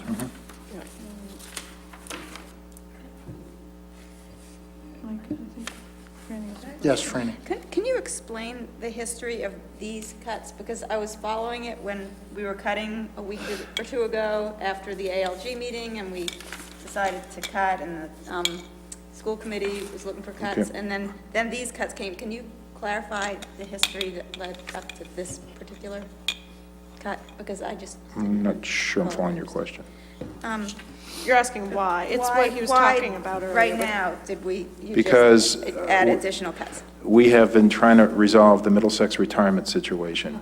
They have gone through an exercise based on information that all the parties had looked at, and our assessment has now gone up to a 29% increase. That equates to $611,000 over what we budgeted for FY16. So what we went through, because when the board voted your recommended budget a couple weeks ago, you guys voted a bottom line. I said if we had to absorb any of the Middlesex cuts, we would do it within that number that you boys voted. So it equates to 611. Now, hopefully, this is a worst-case scenario, but I just thought we needed to be prepared because it may or may not get resolved before town meeting. Mr. Chair. Yes. So I thought our assessment would go down on based on the fact that they had misclassified employees that transferred from the local district to the regional district as still town employees. But it looks like what happened was they relooked at it, and it's the people who had retired or before July 1st, 2013, who had been misclassified to the region and are coming back to the town? That's driving up our costs? That's part of it, and I Is think that some of that, and if you look at the whole thing, Boxborough has gone up significantly as well. So, I mean, we're trying to still understand that, but it appears that might be the case, that some of the recent retirees were either allocated to the wrong school entity or not. But even if you look across all three divisions, it's still a pretty big percentage increase. I Right, mean, that's the other part we don't quite That's understand. what we don't Right. understand. I mean, on There were no average, dramatic changes other than we moved Move people employees around on those. Right. Right. It shouldn't be that overall we're going up. on average, I think the Middlesex retirement budget went up 6.5%. So why the heck are we going up more than Right, 20? that is why we need a meeting with Mr. Yeah. Gibson. Well, then for fiscal 17, they have an increase of 6%, 7%. It's proposed, I mean, for our assessment, so. I wouldn't get hung up on 17 at the Yeah, I know. moment. I mean, that must be all pretend, right? I really don't know. Right. And these numbers for, these numbers in this report, this February 6th report from Siegel, it still reflects what you're concerned about, the misclassification of public safety? Yes, Which this could- does not deal with this at yeah, all, which which is could- probably worth about 200,000 of the Which could- 611. Increase the assessment potentially for a Correct. town. Yeah. Okay. Yes. On the letter from Siegel, on the first part, I understand the second where people, when they retire, go back to town. And the beginning of the first bullet, the first blue bullet, the 25 people from Acton and 11 from Boxborough recoded to ABRSD. But what, the second part of that, can you clarify what that is? I don't understand why 6 people from the school district have been recoded as employees of Acton and 3 as Because they employees of retired as an APS employee. I So thought when they that was the retire- second one, was the retirements, but it wasn't. That's different. I didn't understand how that differs from the 5 retired participants recoding from, in the second bullet, 5 people retired and were recoded, and 16 inactive vested participants were recoded. All that I understand, but This is probably just people that somehow were listed as school employees but should have been Yeah, town the first bullet employees. are active employees, the second bullet are people who have retired. So there are people that are currently working in the schools that accidentally they'd code them for the town, and there are Right. people working in the town that they'd accidentally code for the schools. they just said accidentally. Yeah, I mean, clearly something's going on here. Their coding system doesn't seem to be top-notch, I don't know. Yeah. The other question was, does inactive mean dead? No. Yeah, I mean, Active participants means people are participating in the program, but they're still working, right? No, but then. No, that inactive is if you've worked long enough and retired, but don't draw your retirement, you're still eligible. I see. You might not be 60, you might be wanting to wait until you're 65, Right, and right. Yeah, and yeah, they're that's considered right, that's right. inactive, but they're actually retired But under you the still have to service. carry them. Right, yeah. Okay, thank you. That's much better than being dead.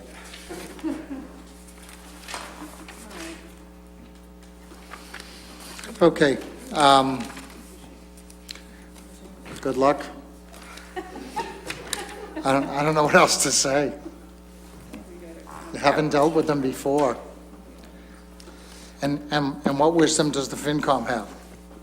None whatsoever. But the question is, what are we doing? Are we making the cuts, not making the cuts? Doesn't sound like we're going to have more knowledge by March 9th when you meet, or March 10th when we meet. And the town manager informs me the warrant's going to press on the 11th, so we won't have a whole lot of time to explain what's going on in the warrant. Well, but he did say that it would not affect the overall budget. Yeah, I understand the bottom line okay. is going to be the same. The question is, we do try and explain to the town meeting members in the warrant what's going on with the numbers. Considering what we got from MRS, that's a very good question. We have no clue as to who would be able to explain it. Or the number for town meeting will be the same. Be the It's same, just but whether I we think in get more terms money. of the cut list, I think we ought to at least wait, we should hold off till March 9th, just in case something happens. I mean, we're prepared to cut the 611,000 and redistribute it within the bottom line, but, I think we ought to just see what happens in the next couple of weeks. All right, It's not ideal, but, we can only deal with the information we have. I agree. It's all MRS's. I may have missed this, but did you say the fixed route shuttle goes too? If we get No, hit with the full what amount? happened is, we had 130,000 of general funds for the fixed route shuttle. It turned out that 60,000 will be funded through the MBTA assessment. Oh, okay. So we'll be appropriating 70,000, and 60,000 will come from the MBTA assessment.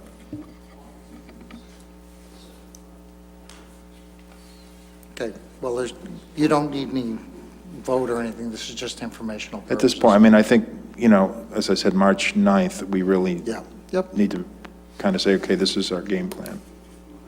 all right. And do you have sort of a priority list if, say, the cuts come in, say the assessment comes in and now we only have to cut 500. 300, yeah, or 400? You guys kind of have your priority list for what to add back in? I do. Okay, well, that's all I need to know. Okay. Moving on. Item 4, discussion on remand hearing for Walker Realty, Planning Department. I saw the Planning Department Director lurking back there.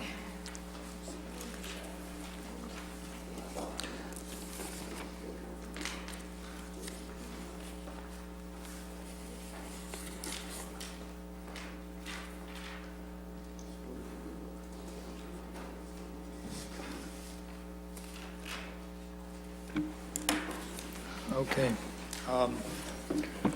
Mr. Chairman, members of the board, you have been briefed on the situation of the Walker litigation sometime before the holidays. I won't go into that. The Board of Appeals will hold a hearing on a revised plan.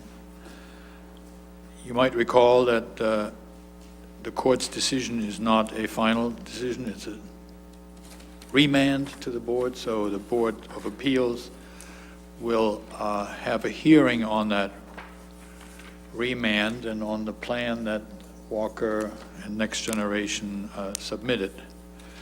I don't know if, I looked at your package, and I don't know if if you saw the email I sent around 5:30 today, but there is somehow your package didn't have a live link to what's going on in the Board of Appeals package. Sort of fixed thing, so they submitted something, it's the same plan that you've seen, except so, Yeah, it's just, yeah, this is, and so I really, I thought it might be, I was envisioning the, how would it look like if or what would the Board of Appeals ask at the hearing? And one of the questions I anticipated was, well, have the Board of Selectmen commented? And so that's when I thought, well, maybe it's a good idea for the Board of Selectmen at least to consider whether you as a board want to comment to the Board of Appeals about any of these, on this plan. well, And,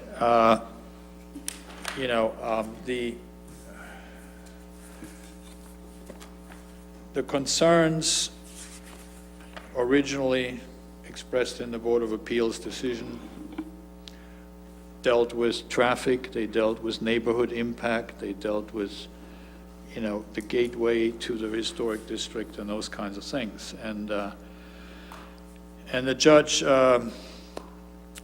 decision, that's public, that's information, it's posted, pretty much dismissed all of those things and said, but still, maybe the building could be smaller, maybe you could negotiate something about a smaller building with mitigation, and, you guys put your heads together and figure this out, and I'll remand it, but I hold jurisdiction. So what they came up with is basically the same plan, which I believe you have seen at one point. Single-story building, parking out front, parking on the side, 2 driveways, and then the Kennedy business is located down to, adjacent to Route 2. You see that on the left side of the plan, which is that little square parking lot and a proposed building of 800 square feet. So that's the plan they're proffering. They have not reduced the size of the building. The only thing they're really offering on this plan is they've put in back the traffic, what they call the traffic mitigation, which is the turning lane, and that's about it. So, you can certainly choose not to comment. It's not. we have to keep our comments civil though, right? Well, you might want to keep them simple. I mean, it's really up to you. Civil. I thought about. Civil, I not thought about- simple, Not civil. Oh, okay. I thought about what you might want to comment on. Took a few notes while I was sitting back there, size of the building. From a zoning perspective, the FAR, it meets the zoning requirements. It's right there, because they've increased the land area. They bought the Kennedy land, so they come in at the FAR limit. But there's 2 measures, the floor area ratio limit and then the overall gross square footage limit. And, that is 2,500 and they're proposing 20,000 square feet, roughly. So that's really, I think, the heart of the matter here is Well, the what size about- of the building and the nature of What about the green space, and I'm doing this from memory, the green space, I should say buffer to Main Street, they're offering a few more trees than a previous plan showed. And when you say green space, I think maybe you refer to open space. Open space. Either way, the open space requirement is 35%. They're showing 21%. The difference is in the play area, playgrounds. And the bylaw specifically says you can't count the playgrounds and the outdoor play areas as part of the open space. Yeah. but they do anyway. But they're doing it anyways, and so, but those are the, key things. So, you could comment on the size of the building, for what it's worth. You could comment on the site design, I thought. there are 2 driveway curb cuts on Main Street that are within the town or county layout. The third one, Kennedy's, is down on the state highway layout, and that's not within the town's jurisdiction. You could, they're proposing improvements, changes to Main Street.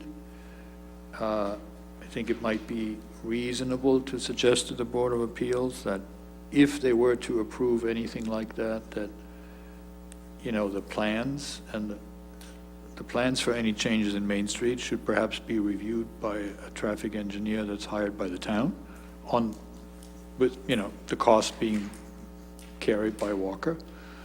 It's not unusual that you hear that, so there may be other things you want to comment on. Maybe only one driveway and figure out how to do the second one out through the Kennedy lot, through the landscaping business. Might have to move the building.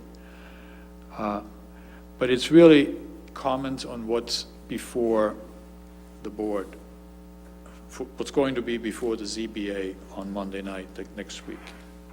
That's what, if you want to weigh in on that. Well, my first comment, I guess, would be, there's not enough information here to deal with. That I've heard that one before. this is not a proposal, this is a drawing on a napkin.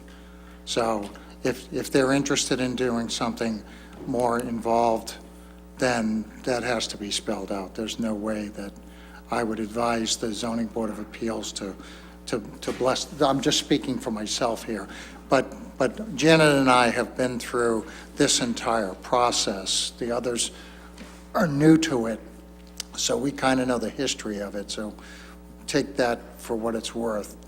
This does not significantly change what they proposed before. It wasn't acceptable before. I don't feel it's acceptable now. Franny? Just 2 things off my head was when the thing you sent this afternoon mentioned something about 500 kids and something that's much smaller than a school, yet the same number of kids or something like that? No, you're referring to the The DRB, the DRB's Oh, the comments. They were DRB. talking about the size, yeah. Okay. I didn't see that. Oh, okay. Well, anyway, that sort of was disturbing to me, the large number of children in a smaller building. I also, if we're going to make added lanes, I would rather have bike lanes than an added turning lane. No, not crossing Route 2 you don't want. Well, what I'm just That's saying death on philosophically- wheels. Philosophically, I don't want to make more traffic here. It's hard enough to walk. But you're misunderstanding. If they put this facility in, that's where the traffic's going to come from, not the traffic from Main Street. They're trying to do that so that the traffic on Main Street does not stop when somebody wants to make a turn into the Right, and I just facility. think it's fraught with too much traffic. I mean, with people coming off of Route 2, it just does not look good to me. Well, I let me- haven't let me tell studied you it what because the this judge- came a lot before I Let me cite came you on, what the so- judge said about the traffic concerns. Okay, In the conclusion, and this is 2 sentences, as it relates to the traffic issues, the town study is inconclusive as to the effects of the traffic, that the traffic will have in the area surrounding the amended project. And then he goes through level of service FC, what Walker said, et cetera, and he concludes at the end, and this is sort of a pointer that he's telling us where he stands. This, together with mitigation measures, turning lane, right, does not appear to be a substantial enough issue for the town to prevent an off-right daycare from being erected in a residential zone, period. So he's dismissing- However, he's the same dismissing the judge- traffic concern. The same judge recommended that they cut the size of the building down to about 12,000 square feet. That's And right. I don't see that at all. I don't see anything like that. No, that's not on the plan, no. No. Right, no, I understand. I'm just telling you, the judge is... No, you're just the bearer of bad news, I that's know, all. I know. We're trying not to throw the mallet at you, but Yeah. it's hard. I know. Yes, I know. Peter. And I just thought it might be useful for the board to weigh in on, or to say something to the Board of Appeals. I too have been through this Yeah, before. Peter was. Since Oh, I was that's on the board right. previously, and this That's litigation right, I forgot exceeded you had a life 5 years. before that. That's how long this has gone on. Well, it started in 2006 or so. Yeah. I'm not as pessimistic as a lot of people seem to be about the judge's decision. I know he rejected all of the town's arguments, and then he turned around and remanded it to the board. He could have just said, issue the permit. He certainly had the authority to do that. He pointed out very clearly that Next Generation has several facilities in other towns that are 12,000 square feet, and why can't they do it in this town? So I think we should comment and say, we want to see a facility that's 12,000 square feet. Yes. So I agree. I mean, I think that's a glaring thing here, and that was my big takeaway from the judge's decision was go back, but don't go back with the same thing. And this is going back with the same thing plus a couple trees. Well, that's not the same, So, I think we need to comment that the size of it hasn't changed, and I'd like to see, the accompanying things that go with that change as well. So probably one of the turning lanes, as well as there's close to, I think, 100 parking spaces in here, which is excessive. And I mean, the parking would be used twice, so besides the teachers that are there, the parking lot would be used twice a day. So we're gonna have a huge amount of empty parking at the front, right on the road, which is what we were trying to avoid with a lot of our other buildings. So there's a myriad of things that are bothersome here, but I think the biggest point for the ZBA should just be, the size of it. The judge even commented on that. That seems like an area that he agrees is of concern, and Walker's making no efforts to even try to approach some sort of compromise on that front. Well, what they're claiming is their business model doesn't allow for it. Well, except that the judge But that's not true. Right, so I think if we say And not only that, what do we care about their business model? Well- I'll go back to CVS, when CVS insisted they have to have 78 parking spaces because that was their business model. It's irrelevant to the town. That's not our problem, that's their problem. So if in fact they go to a smaller size and that reduces the number of students, if you will, since this is under the Dover Amendment, by 50, 60, whatever it happens to be, that's going to reduce the amount of traffic. It's going to reduce the amount of parking spaces required. It's going to increase the open space. All of the things that, in fact, are the issue, and yet that's not one of the things that they're approaching. So I think that's a negative in my book. I guess my only concern is the timeline on this. If the ZBA is meeting on Monday, we're not going to see a letter to agree on to send to them by. We're just giving them, we're not here to agree. We have to have a final, before this can go forward, even if the ZBA does this, it still has to come before the Board of Selectmen with all kinds of detail. Right, but I think Roland was asking, This is it? yeah. No, but I think that, Get out of here. No, Get out of here. No, I mean, this is your opportunity to comment before the hearing, as best as I know. For If the this- ZBA. For the ZBA ZBA. hearing, that's right. but if the ZBA And- wants it in writing, then they're going to have to they might have to I allow would us a like little you more to put it time. in writing, Yeah, yes. okay, I well, we wouldn't, can, I don't want to convey this to the ZBA But that's, my verbally. point is that we don't have time to put it in writing by well, Monday. we can probably agree on the building size issue, and say that's probably the biggest concern, is that this is the same plan a couple of us were looking at in 2012. And the judge clearly said, well, the 2,500 under the zoning bylaw is not enforceable, but he didn't say that, therefore, you're entitled to have 21,000 square feet or whatever, 19,000 net square feet. There's a big range, and the judge, basically pointed at 12,000, 13,000 square feet, because guess what, you guys, you use that size in other places, so. Right. If you want to complain about that, you have to blame yourselves for having built those buildings, so. We may not agree about other things. If we but- could agree on that, we could also agree that we can't really comment on this plan because it's not got enough detail on it. And until we see more detail, Yeah, there- which we insist they provide, we really can't comment on it. Because there's no elevations, I mean, not architectural, but there's no and the whole- geological ones. You don't know what the impact is on the people who are living on Isaac Davis. You know, I think that DRB said that where the building is slightly elevated, so you could be having a big monstrosity hovering over you if you live on Isaac Davis Way, which would be unacceptable, so. And the Zoning Board of Appeals is hearing this Monday, but they don't have to make a decision on this. No, they don't have to make a decision.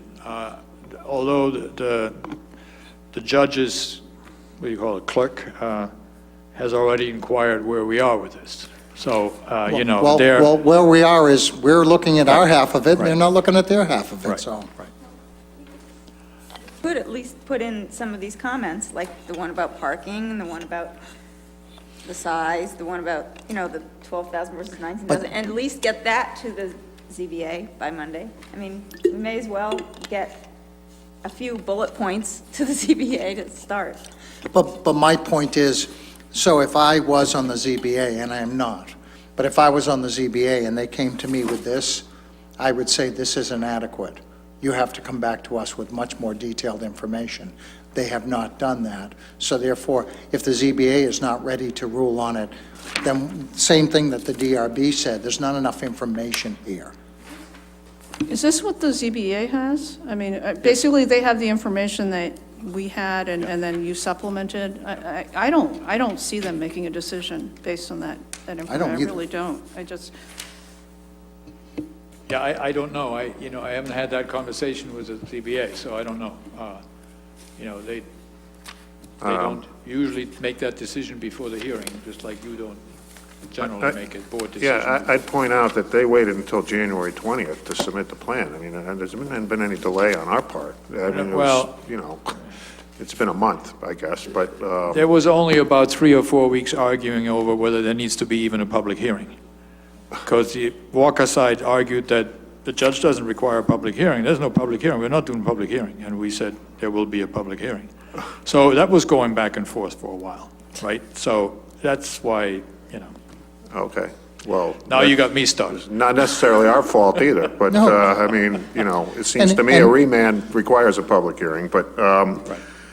there's a building over here off of Isaac Davis Way. Is that just one of the house, residential Yes. buildings? Yeah, Oh, yeah, that's the Posts, I think the Posts, the name on. The name of the family is Post. Oh, okay. It's not a post. Yes, I mean- Can I Franny? suggest, in addition to recording just a few bullets, that several people have said there's not enough information? What do we want to see? If we think there's not enough information, what is it that's missing? If this was a site plan review, which is essentially what we have here, you would have all kinds of information. You've seen them. You've seen drainage plans, parking plans, landscape plans, elevations. All of those should be part of this package. Right, so I think we should write this down. Well, I make a motion that we ask town staff to work with Mike to come up with a letter that says that this building is too big, that we want to see one closer to 12,000 square feet, and we need more details along all those that Mike just listed. second?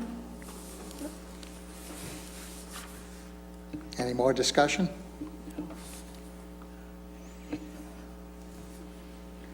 Okay, the only thing I would say is we can make progress on this, but I'm feeling under no obligation that there's a deadline right around the corner on this. And if that's Walker's contention, they're living in a different universe. So this is going to flow through the normal process that it would flow through. And I don't think that it's reasonable on their part to, this thing's been iterative, and I'm being kind, to say that this thing is stretched out over years with fights back and forth. So they need to kind of come up with their final plan and present their final plan as they will, whatever that may be. If this is it and they give us this in detail, I would not support it as a Board of Selectmen.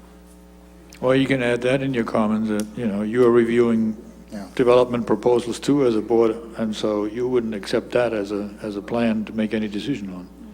But I would say, yeah, if we could get that, at least that letter to them by Monday, then regardless of whether or not the ZBA makes a decision on You're talking Monday. about a letter to the ZBA, not to correct. Yeah, Walker. just to the Right. ZBA, just so they understand this is sort of our basic, there's not enough information, it's too big. Too big, Yep. too big and not enough information. And if you want more, then give us more to talk about. Well, and see, that's the thing, is this kind of got dumped in our lap. Yeah. And I'm not blaming you on this, but it's a case where, why should I respond to this? There's no reason why I should respond to this. If in fact they want to put together a program where they can develop and show us what it is they're trying to do, or to the ZBA. If the ZBA accepted this, I would be disappointed. Well, the ZBA has neither accepted nor rejected it. They're holding a hearing on it. I know. That's all they're doing at this point, so, you know. I think we still have the motion. Well, we have a motion and a second. We've had extra discussion. All those in favor, please indicate by saying aye. Aye. Any opposed? Any abstentions? What's that? Yes. The flavor of no.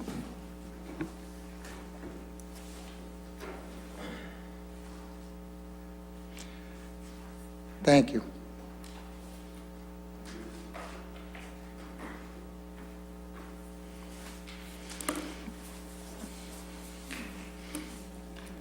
Okay. Consent. All right, as I go down the consent agenda, as usual, I'll read each one. If you want to hold something for further discussion, please say hold. If not, then silence will indicate that you're in support of, or that you have no questions on it.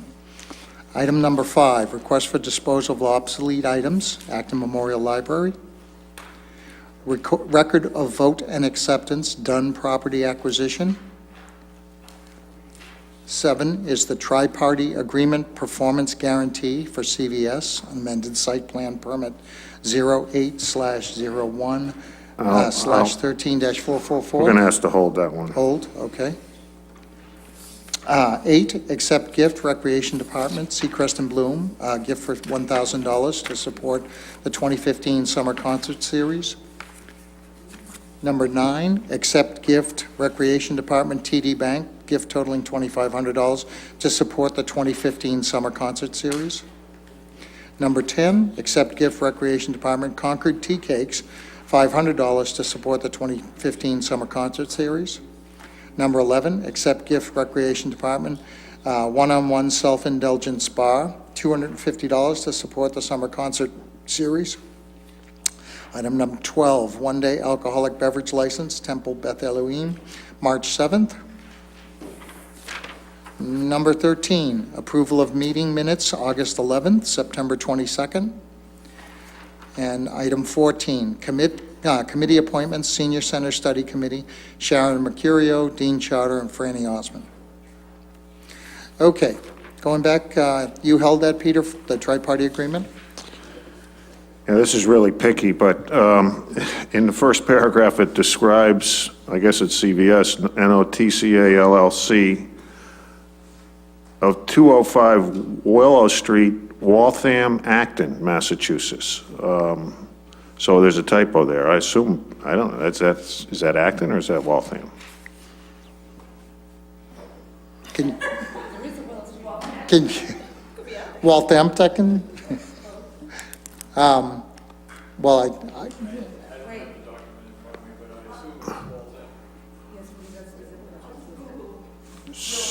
Okay, so do we have the original document here? Is that we're going to sign it tonight? Can we just cross it out and put our initials next to it and yeah, cross out Acton? Okay. okay, With that, I'll move that item. okay. All right, then I accept a motion for acceptance of the consent agenda, including item 7 with the modification. So moved. And do I have a second? Second. All right, so Janet moved and Peter seconded. If there's no more consideration, all those in favor, please indicate by saying aye. Aye. Any opposed? Any abstentions? All right. Selectmen's reports. I think I started with Peter last week, so Franny, looks like you are the big winner this week. Yeah, I don't have any further reports since the last meeting. That's because it was so long ago. But I do want to say that I think Acton's been doing a great job. I agree with a lot of things I've been hearing, but I just want to comment that I've been hearing from people and looking around, and although it's frustrating when it's right after a storm, I think they've been doing an amazing job. You know, I go to Newton and other places, and yes, they have more streets, but we definitely have done a good job. Okay, Janet? Yes, and so that I don't seem ungrateful, I will agree that the highway department and all the guys who do the plowing have been doing a terrific job. I have heard some people say, oh my gosh, I just cleared the driveway and they just filled it up again, but, and these are neighbors, but I'm not, yeah, I'm come on, you know, be grateful. If they didn't plow at all, you'd be complaining about that too. So I don't have any reports, just Cultural Council's meeting on Wednesday. They've completed their grant decisions for the year, and they'll be discussing their spring film series as well as their reception for grant recipients. FinCom is meeting tomorrow night, talking about the fiscal 16 budget, pay-as-you-throw, and also preparation for ALG. DRB met, and we've got their comments about the Walker Realty plans. Water Resources Advisory Committee is meeting the same day, Wednesday, as the Cultural Council, so I will probably go to that meeting. I've already advised them that the article is, there's not going to be the stormwater bylaw on the town meeting warrant. I'm not sure that that was a big surprise to them. I hope not, but they're planning to discuss at Wednesday's meeting proposed regulations to implement the bylaw, also doing outreach to the town committees and the public. And just last week, Jeff Clymer, who's the clerk of the committee, circulated the latest stormwater bylaw draft to the town manager for review and comments from the departments and council. That was supposed to have happened, I think, several weeks ago. So we're rather behind, but it'll get done. That's it. Katie? I had no meetings since last Wednesday, and then just another reminder to everybody to attend the Smart Pay-As-You-Throw meeting on March 4th in this room at 7 p.m. Okay, thank you. Peter? I actually forgot to report that on a housing authority meeting I attended before the last meeting, there are all new heating units being put in Windsor Green through a grant, I believe, that came through UMass Boston and some utility companies. The old ones were really inadequate. The new ones, everyone seems to be very happy about. Even in this cold weather, they haven't had any complaints about heat with the new units. So that's a good thing. And also, I just want to commend the town on their work to assist the housing authority with it, providing sand, providing salt, clearing their lots. Seems like whenever the housing authority asks for assistance, the town is right there, and that's a big help to them. Thank you. Okay. Yes, Franny? 2 meetings I just wanted to remind people of if they're interested in transportation issues. One is 10 o'clock Thursday, the 26th, in Maynard Town offices, is the Regional Coordinating Council meeting. And Friday is the Minuteman Advisory Group for Interlocal Coordination, our 13-town sub-region of the Metropolitan Area Planning Council. Has its legislative breakfast from 8 to 10 in Bedford. And usually a lot of legislators come to that, and it's usually a very interesting and useful meeting. So that's 8 to 10 a.m. in Old Bedford Town Hall, or Bedford Old Town Hall, on Friday, the 27th. Okay. I had the Cable Advisory Board.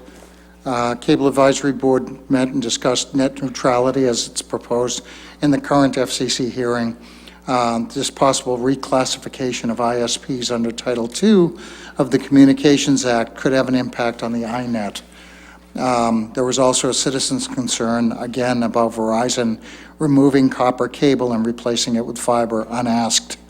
As it turns out, it's for phone service only, therefore outside the jurisdiction of the Cable Advisory Board, but they're going to contact the Government Relations Officer to pass on the complaint. essentially by them removing the copper cable. What it does is it creates a barrier to, say, buying DSL from a third party other than Verizon, because then they'd have to come and install it. So if you got DSL from Earthlink, you wouldn't necessarily be able to put it in. So it is an unfair labor practice, and we're going to let them know. And the Health Insurance Trust met. The trust voted on the upcoming rate for the active participants with an increase of 11% across all of the plans. The plan for retirees, MedX, will go down as much as 27% with the adoption of EGWP, or commonly known as EGWP. As a result, the overall increase will result as 8%, or within our budgeted amount. There was discussion regarding the luxury tax that will affect the Master Health Plus plan next year, and a recommendation that this plan should be eliminated from the offerings to minimize the impact, particularly because the luxury tax has to be borne by the trust. It can't be passed on at all in any way, shape, or form to the person, employee, or retiree who has the plan. So the only way to do it is eliminate the plan. Currently we have two indemnity plans, Master Health Plus and Blue Care Elect. We don't need to carry two, and we have a split between the two. So, and that luxury tax would represent an additional $74,000 to the trust, which means the town and school would have to pay it. And they'll be reviewing several indemnity plans to see if one of them would suit our requirements over and above that. So, but it won't have any effect relative to the budget. So, And the reality is that we have agreements with all our unions. No new hires go on any indemnity plans. In fact, I think we only have 2 employees on, at least on the town side. And I believe we have 2 and the school has 9. And the same thing with Blue Care Elect. I think there's 6 and 2.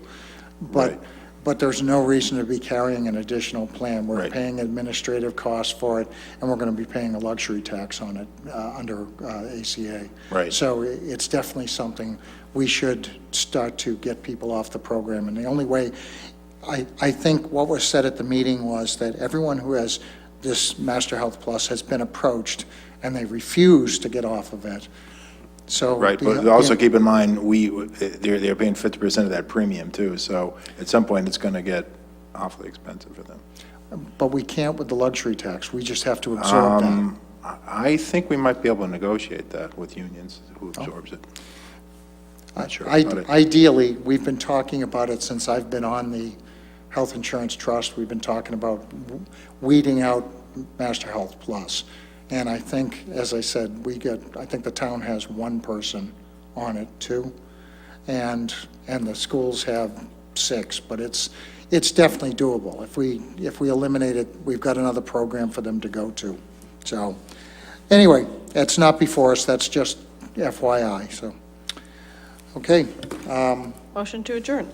And do I have a second? Second. All right, all those in favor, please indicate by saying aye. Aye. Any opposed? All right, any abstentions? No. Oh, don't run off until you, I did. what's that? Okay. And then I will give this to you so that we can get the important stuff signed.